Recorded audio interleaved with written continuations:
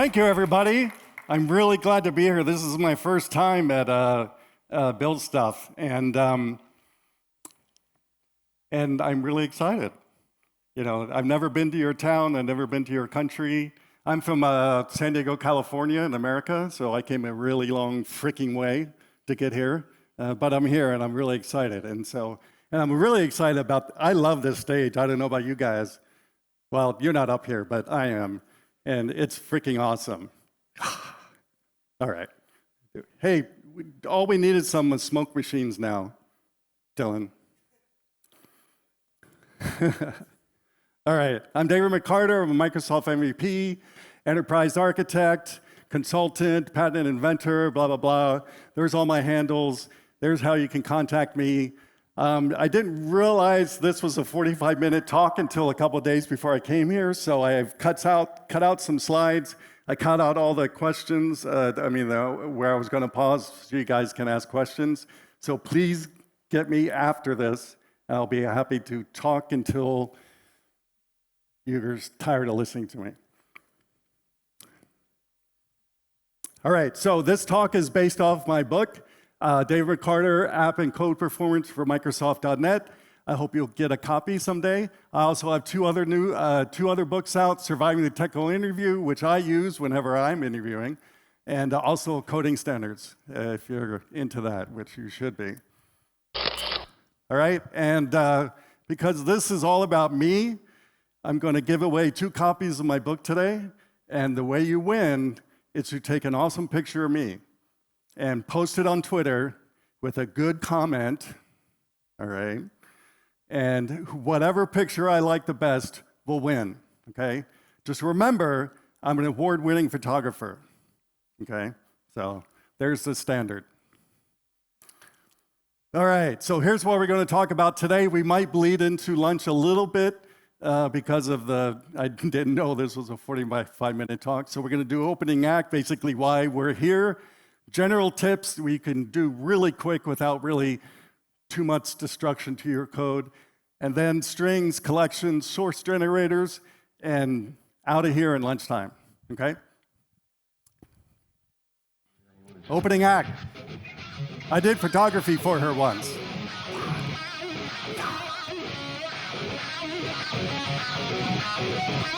All right. So this talk is based on getting you to make really quick optimizations without a lot of messing with your code, okay? So almost everything you're going to learn today, you can go back Monday and start doing, and it will be really easy for you as long as you pay attention, all right? So code performance, I've been really interested in code performance for quite a while now, and it's not only important for cloud and back-end servers, it's important for all this stuff, right? But it's really more important now because of the cloud, because the longer your code takes to execute, the more it costs, right? So this talk is to lower your costs, so you can look good to your boss and maybe come back to build stuff next year, okay? Both are very important for now and the future. I know a lot of people don't like to think about the future, but I constantly do, and so I hope you do too. And I've always said that memory affects performance and performance affects memory, okay? All right. So first thing we're going to talk about is just a couple quick things you can do. And these are things that I see people do all the time. You know, I've reviewed millions of lines of code, and what I'm going to show you is basically what I see people doing wrong all the time. And it really bugs me, and that's why I wrote the book. So first thing I always say is get rid of your using statements at the top of your class files, right? There's a 2-step process I'm going to show you. First, get rid of all those using statements, because they can slow down the creation of your class, okay? After you do that, throughout your whole project, then you can use Visual Studio, or I use CodeRush from DevExpress, and then you can remove all your unused references, because we know when we're coding, we add a NuGet package, and we decide we're not going to use it, and we don't remove it, and that's going to increase your deployments, and all that stuff. So get rid of it. I hate dead things in my code. So you can use, CodeRush has done this for a long time, but Visual Studio recently added this, I think maybe in 2022. And then it will show you what you're not using, and then you get to just remove it. Make a backup first. So all the code examples I'm going to show you are real. I don't make this stuff up. I can't code like this anymore. I've been doing this way too long. And so all of this is real code. I might have changed it so I don't get in legal trouble, but this is all real. So I have to talk about this, but I do. Avoid initializing variables to their default state, okay? I continuously see this in code this year, okay? So if you're setting counter to 0 or person to null, you're wasting computer instructions, okay? So get rid of that stuff. You know, only assign a value if it differs from the default value of that type, okay? Otherwise, don't set it. Because like I said, it's going to slow things down a tiny bit, but it still works. Also eliminate empty methods and commented out code. I hate people leaving that stuff in their code base. We have source control. You don't need to leave it there. Get rid of it. Pretend that every time you do a commit, that's golden code that's going to work and without all this stuff laying around, okay? So get rid of that stuff. Also remove unused code blocks, variables, and types. I spend a lot of time cleaning up people's code, and that's all I do, which is really, I don't know why. Ensure that method results are not disregarded. That can also slow things down. So make sure you use the underscore equals or actually capture the value and do something with it, okay? All right, so that's the easy stuff. Now we're going to talk about strings. We love strings, don't we?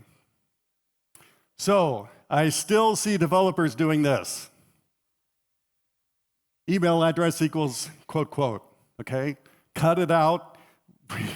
You should have been doing this for a long time now, but people still do it, okay? What should you use instead?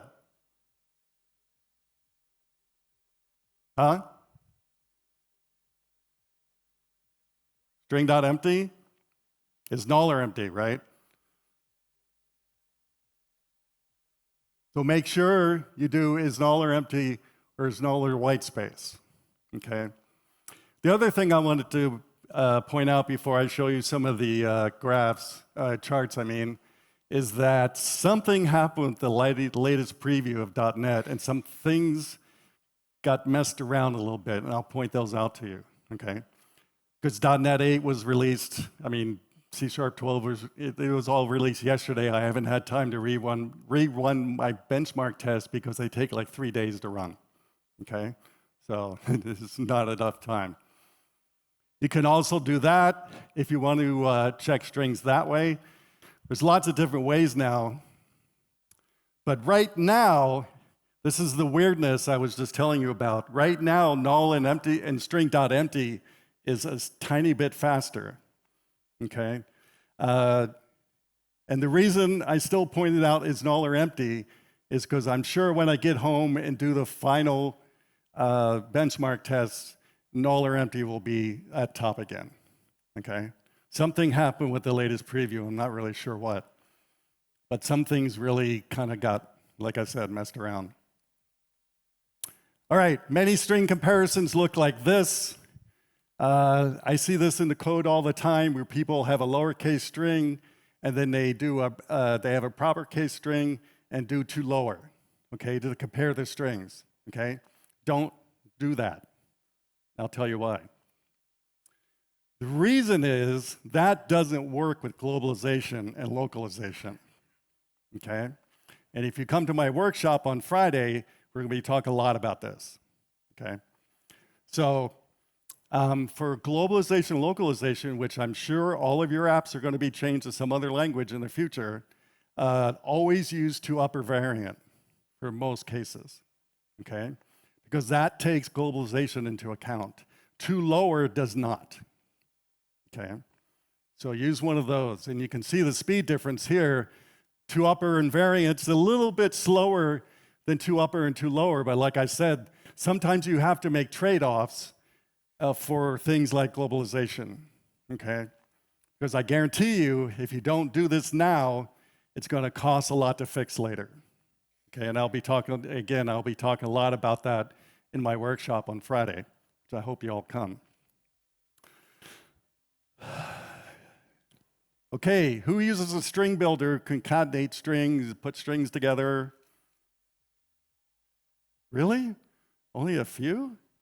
Man, you must be doing the old way. So StringBuilder's been around, and StringBuilder is always usually the most performant way to concatenate strings together, okay?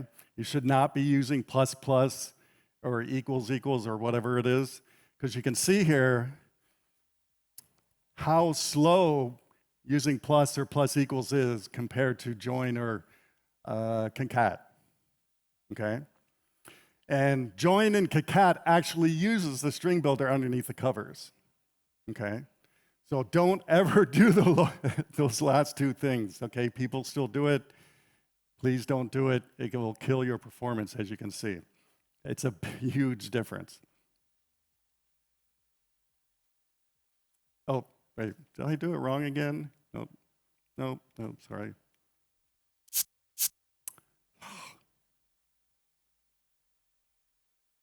Sorry.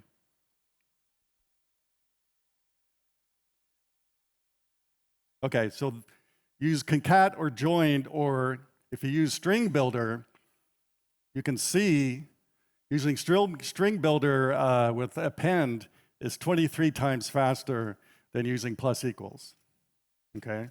So if you have any of this stuff in your code, get rid of it, okay? It's really easy, won't take a lot of time. But wait, there's more. Do you have commercials like that here? Yeah? There's a newer thing with the string builder where you can actually grab the string builder out of a object pool, okay? And the way it works is you create your string builder object pool there at the top. Then when you want to use the string builder, you get it from the pool, you use it as normal, and then you put it back, okay? And you can pull your own objects in .NET too. There's nothing to prevent you from doing that. But this extension is actually built for the string builder. And you have to install the Microsoft Extensions object pool to get that to work. But look, so that's 1.4 times faster than using string builder the normal way, okay, by using it from the object pool. And ever since I learned about the object pool, I converted my open source libraries to use the object pool 100%, okay? Because my libraries, I spend a lot of time making them as fast as possible. So if you use my library, Spargin, you automatically get that. All right, Regex. How many use Regex? All right. How many love Regex? One guy. There's always one guy, right? Nobody likes Regex. But that's why I like ChatGPT, because it writes my Regex formulas for me now. And it actually does a really good job. But most people use Regex like this. They have something they're going to check, they have a pattern, they create a Regex object, and they do is match, okay? This is the normal way I see people doing Regex. So to make this faster, move your Regex object into a private read-only field in the class, and then set up the pattern there, and then you do is match again, okay? And the reason you put it in a field is Regex behind the scenes does some caching and things like that that will make it more performant, okay? And you'll see here. So here's the normal way of doing Regex, right? You can see the values are like around 7,000 nanoseconds, okay? Now we do a field. Field's 11.4 times faster, okay? So all of you doing the regex the first way, stop and do this way. It's really easy. It's really easy to change, okay? All right. Now we're going to get to collections.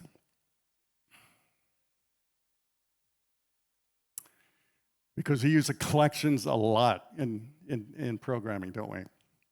And there's lots of things you can do to make collections faster and slower. So, how many people create random byte arrays? No, not too many? Okay, good. So this is the normal way I see people do random byte arrays. They have a random object up in the field, and then they do a lock, and they do next bytes and create the byte array. Okay. This is the typical way I see developers doing it. But for improved performance, you should really use the random number generator. You should stop using random. Okay. It's a lot less performant than the random number generator, okay?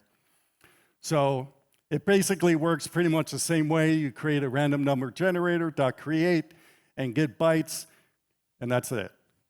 2 lines of code you have to change. And look how much faster it is. 6.6 times faster using that, the random number generator, okay? So search your code base for random and change it to random number generator. And you'll get that kind of a speed increase just by doing that. So a lot of people, how many people check and see if there's something in the collection using any? Yeah? So there's lots of different ways to check for things in a collection. And I'm going to show you the difference between any and exist, which they basically, you can see, they're almost exactly the same thing. But you can see exists is 4 times faster than using any. Okay? So all of you guys, using any, change it to exists. Okay? You'll get that speed increase.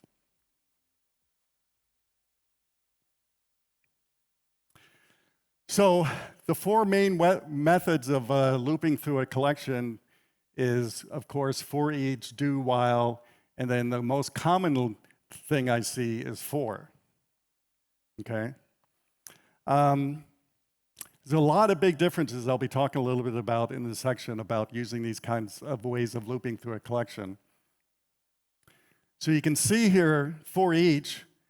So if you have a list of reference types, and this is the weirdness again, while before the latest preview was down lower and ForEach was up at the top, okay?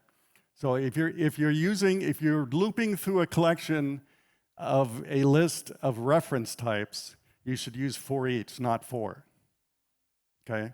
It is faster. You can see there.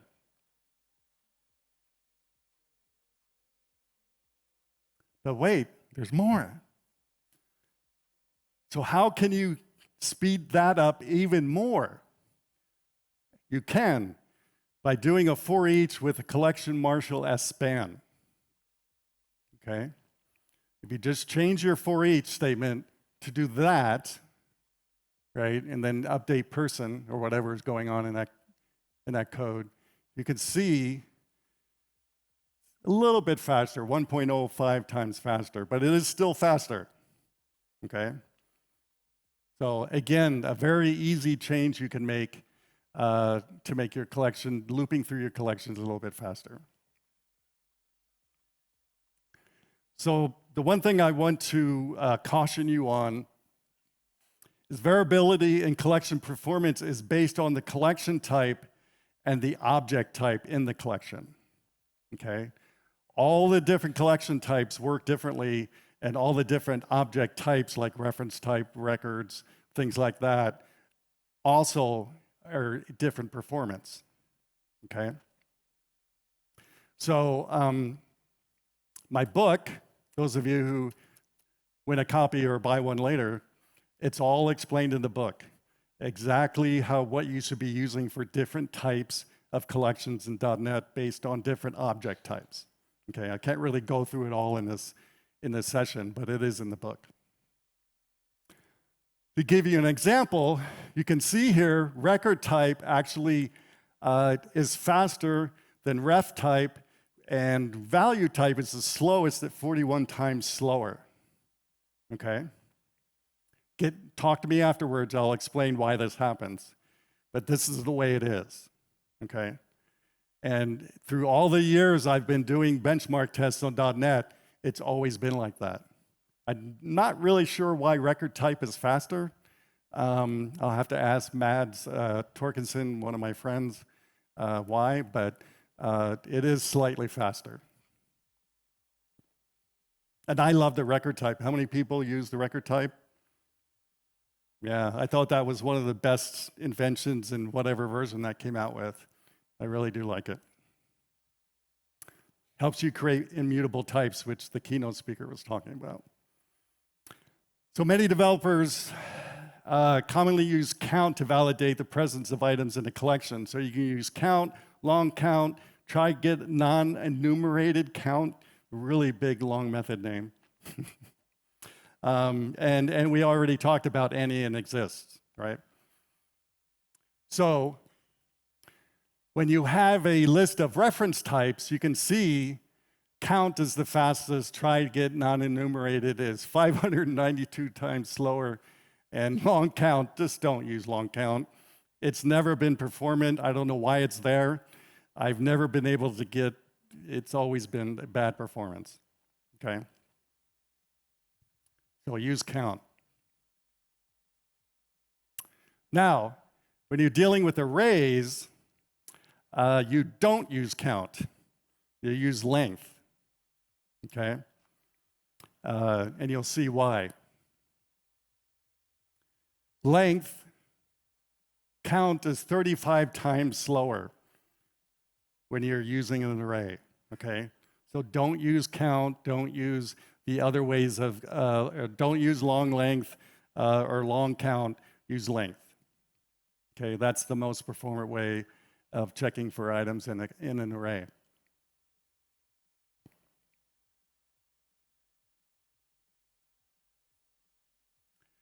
If you do use byte arrays, and this is the code I found in one of the projects I was working on, where they were looping through the byte array, and if it finds the item in the first array and the second array, it returns false, right? Don't do that. What you should be using is sequence equals.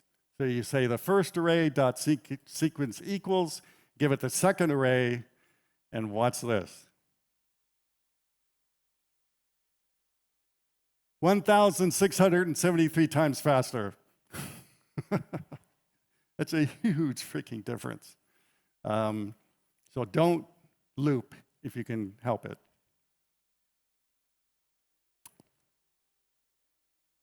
All right, let's talk about LINQ a little bit. How many write LINQ statements like this with the API, the older API way of doing things? Nobody? One person, always one. How many people, so here's the same thing, but in a Lambda, right? How many people do LINQ this way? All right. So which one of those ways do you think is fastest? Who thinks the API is faster than Lambdas? You? Who thinks Lambdas are faster than API? Yeah? Well, there you go. Lambdas are faster. 1.8 times faster. And this actually came up when I was working at Verizon, which is one of the big cell phone carriers. And one of the people I mentor came up to me and said, "This lead developer is telling me to change all my Lambdas to the API.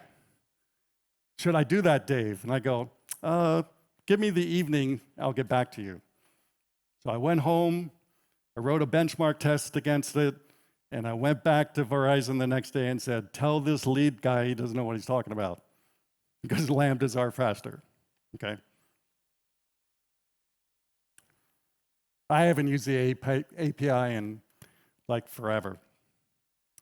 The last contract I was working on, I saw this code all over their code base, where they used dictionaries a lot in their code base, and they were checking to see if there's something in the dictionary by using contains key, and then they were doing something like this. They were updating it with that key. Okay. The problem with this is you're doing a double lookup. Okay, because you're looking up that item there, and then you're also looking up that item there. Okay, so as you can probably guess, the performance. Oh, sorry, I was getting ahead of myself. So instead of doing the code before, you should always use TryGetValue. Okay, if you see anything that has a TryGetValue, use that. Okay, because when you use TryGetValue, you're only looking that item up once, not twice. Okay, and you can see here TryGetValue is 1.8 times faster than contains key, and the ordinal ignore case is 1.9 times faster than the contains key ordinal. Okay. All right. Any questions about collections? Because I'm kind of going fast again. Nope. Okay. Source generators. How many people have used source generators yet? A couple people. I really like source generators, and the unfortunate part that I've seen, and I've already talked to Microsoft about this, is that Microsoft doesn't have a list of all the source generators that come with .NET. You kind of have to discover them on your own. And so because of that, on my website, .NETtips.com, I've been spending a bunch of time going and finding all the .NET source generators and writing good documentation on how to use them, because Microsoft hasn't done it yet. Okay, so I really like source generators, and you can actually write your own source generators. Well, let me go to this slide. So source generators are basically a way, by using attributes and partial classes and partial methods, to pre-gen code, okay, or whatever you're doing. And this pre-genning of code gets compiled into your library, and of course operates faster than it was doing things on dynamically, okay? So I'm going to show you some of my favorite ones, and then when I get home, I'm going to start writing some more articles on the new ones that came out in .NET 8. So the first thing that we all really need to use, of course, is JSON source. I always have trouble saying that word over and over again. JSON source generator. And all you do is you create a partial class, name it whatever you want. You inherit JSON serializer context, and then on the JSON serializable, you give it whatever type you're going to serialize. Okay, and I test most of everything in my benchmarking with this person type. So that's the way you can do that. You can also do collections basically the same way, by just doing a list of person. Okay, and what that does behind the scenes is generate a bunch of source code and gets compiled. And the cool thing, I'm sorry. And this is how you use it. It's almost normal, except you do serialize person, and then you give it the context default.person, and the same thing when you deserialize. Okay? Because you're basically telling it the map that was created with the source generator. Okay? And look how much faster it is. So serialize is not too much faster, very, very little. But deserialize is a lot faster. I mean, yeah, a lot faster. Okay? So all of you doing this kind of serialization in your code, start using these source generators. It really does speed up your code. How many people log? Hopefully everybody. Well, I've been on projects, including the last one, where they didn't log a lot because they felt it was hurting performance, okay? And I know that's a kind of a two-edged coin. Do you log or not log? The answer is always log. Because if you don't log, you're not going to be able to find out what happened, okay? And so the way I see most people logging is this way. You have your logger object, do log error, give it the exception, give it a message, and this is the way I see most people do it, okay? Well, now with the source generators, you basically create a partial void, and here I'm calling a log error, and I'm giving it the attribute on the top where I'm saying the ID, I'm giving it the level, I'm giving it an event name, and then the message will be passed in.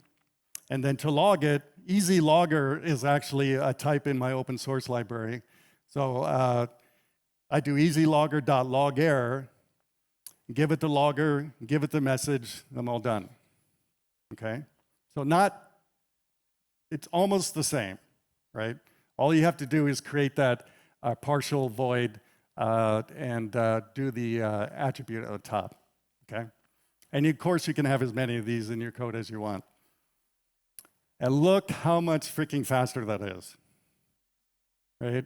Log error is 5.9 times faster, and log error is actually usually one of the slowest methods in logging, because it has to do more work to log all the call stack and all that stuff. Okay? So just by doing that, you can really improve the performance of your code and go back to logging everything. Not be afraid to log, okay? Back in the .NET framework, I wrote a logging system that we used at a lot of the companies I worked at. But now we don't need that. There's enough open source ones out.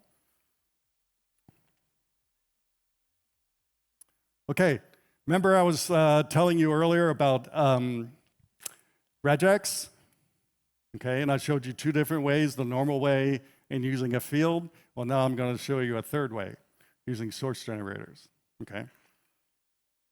So here, I have a static public partial class, and up there at the top, I have my options, which I use throughout the class.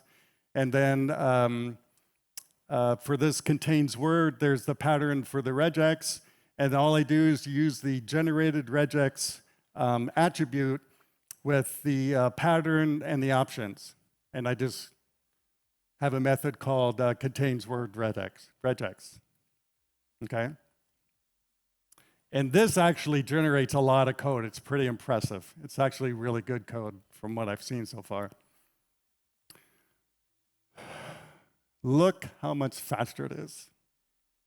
36 times faster than using it from the field, okay?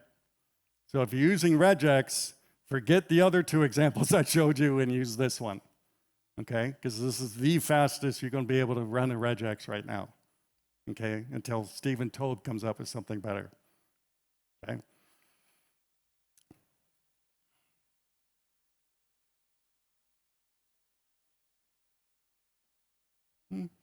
Oh, 2.4 times faster. Oh, wait, I'm sorry, sorry, I had two.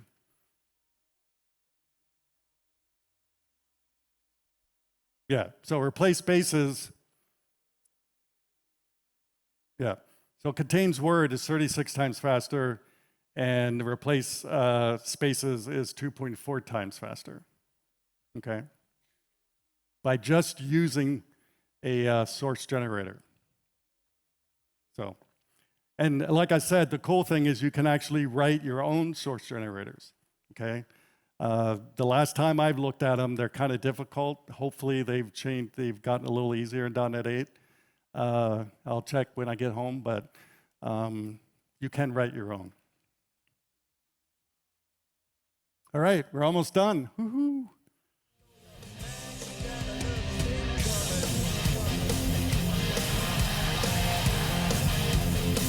I saw that show.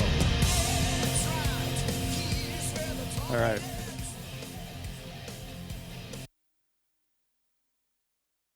So, Again, this is based off of the benchmarks tests I did before I left home. Nearly everything is sped up in .NET 8 except for some of these things, okay? Creating objects actually slowed down a bit for some reason. Disposing objects slowed down. Checking for null slowed down. Creating an array slowed down. Any slowed down. StringBuilder had a couple hiccups. String compression slowed down, and decoding and encoding strings slowed down, okay? There's actually more to this list. And yesterday, I posted a new article on my website called Analyzing Performance Issues in .NET 8, and it lists everything I found in .NET 8 that's for some reason slipped in performance, okay? Again, when I get home and rerun my benchmark test, I'm going to update that article, okay? So if you go read it now, make sure you read it in a week or two.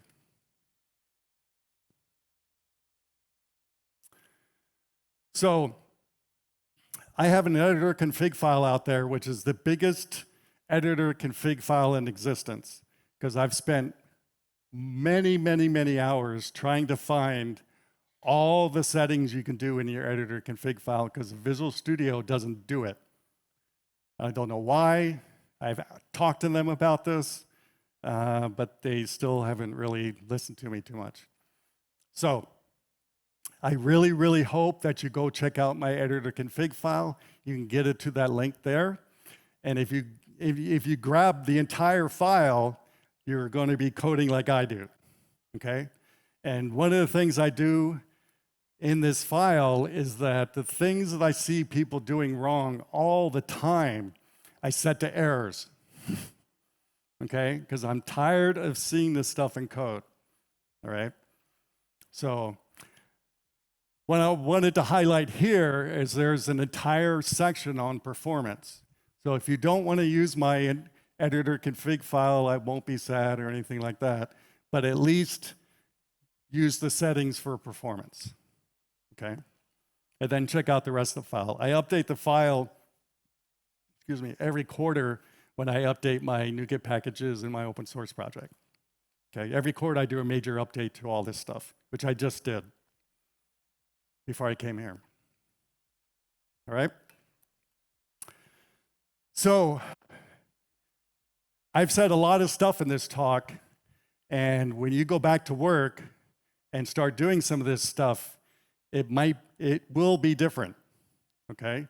Because everybody's code is different. Every way you code differently will change performance and change memory usage, which affects everything, okay?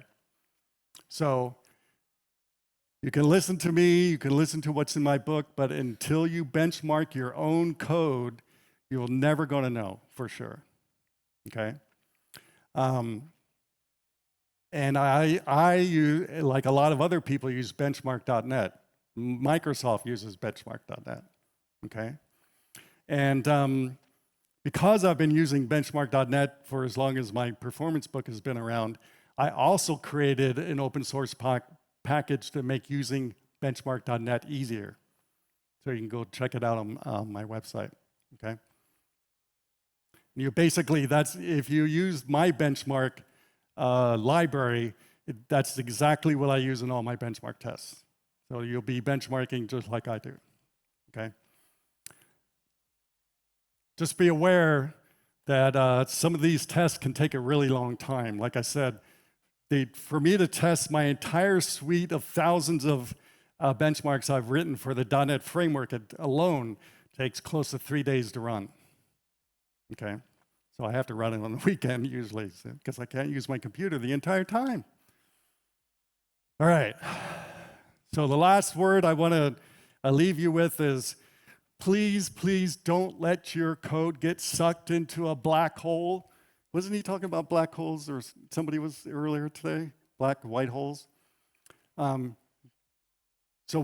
my focus in the last 5+ years has been on code quality and code performance, okay? Because this is what I see lacking in all the projects I work on. So don't let your code get sucked into a vortex of black hole. Demand quality in the apps you use. And the reason I say this is because apps won't change for the better unless you say something, right? So if an app you're using does something wrong, tweet at them or contact customer support and tell them what's wrong. I do it all the time. I have a really bad reputation for that, and I don't care because I want the apps to be better. Demand quality in the apps you write. You should always be writing code with quality in mind, okay? Always. Because if you don't, you're going to be left with a big pile of spaghetti code you're going to have to pay me to come and fix. And I'm expensive, okay? And of course, demand quality in yourself, okay? So I tell people this at all my sessions, those three things. And I think if we all can do these three things, we can make applications better, we can make applications our users love and pay for, and we can get raises, okay? And make a ton of money. I don't know how much you guys make here, but you can. All right? So last thing is I have a show that Dylan was just on. We had a really good time. I just started my 4th season. It's called Rockin' the Code World with .NET Dave. And I interview everybody from the number 2 person at Microsoft all the way down. And I get really big names on my show. And season 3 ended at the end of September, and I had almost 250,000 people watch. Okay? So I hope you watch it too. It's on Saturday mornings at my time, so you can watch the recording. Like Dylan, how late were you doing? Yeah, like 6 o'clock, right? Yeah. And I interview people from all over the world, and we have a really great time, I think. Time zones are fun, aren't they? Okay, so here's some tips. Take your pictures. Go to my website. I have a performance category. I have a link for all the source generator articles I've written. You can pick up a copy of my book there. I have another article, which I just talked about a little bit ago, analyzing performance issues in .NET 8. Go check that out. It's right towards the top of the web page right now. If you want to check out my open source projects, go to Spargin, bit.ly Spargin. If you want to check out my show, go to that link. And on Pluralsight, I found 2 courses that kind of go along with this talk. And that's Clean Code by Corey House, and then C# Best Practices by one of my really longtime friends, Deborah Carrata. She's awesome, okay? And you can check that out. All right? Thank you. Give it up, Dave McCarter.